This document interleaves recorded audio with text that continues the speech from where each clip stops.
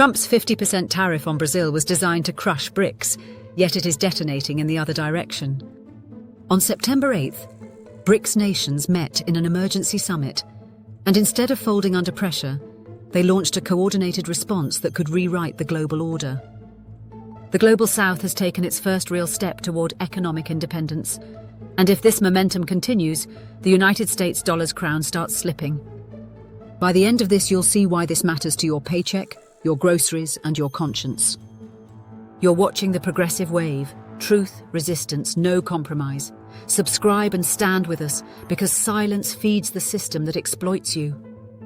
Trump's tariffs were meant to fracture BRICS. Instead, they welded a coalition out of pressure.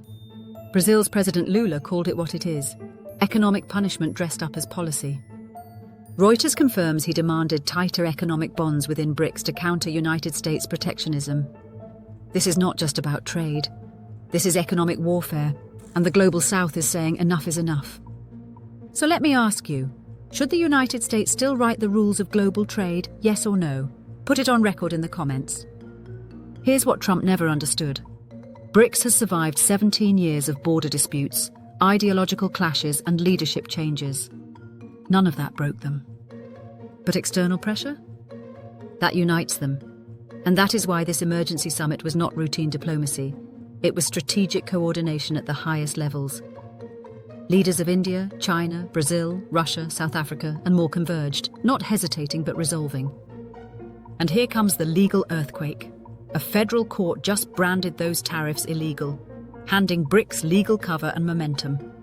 Brazil filed at the World Trade Organization, but this goes far beyond one case. One case opened the door. A movement is walking through it. Lula is demanding structural transformation, not tweaks. He put it bluntly.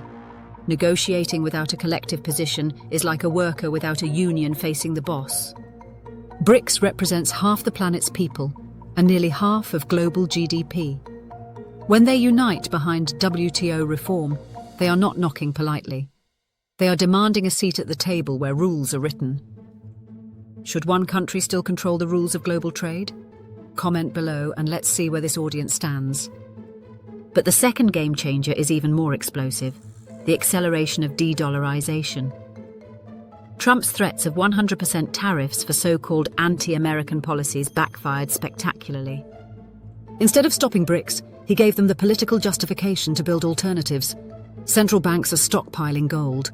Bilateral trade in national currencies is expanding rapidly. The new development bank is incubating multilateral guarantee mechanisms. A BRICS grain exchange is being built to stabilize food prices beyond dollar domination. Not a theory, an infrastructure, brick by brick.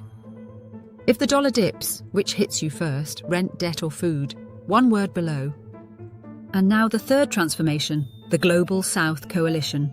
Brazil's presidency of BRICS declared its motto: inclusive and sustainable Global South. With Indonesia as a full member and Nigeria as a partner, BRICS has unprecedented reach, not a club, a voice with institutions, money and math. They condemned Israeli strikes in Gaza, United States-backed bombings in Iran, and violations in Lebanon.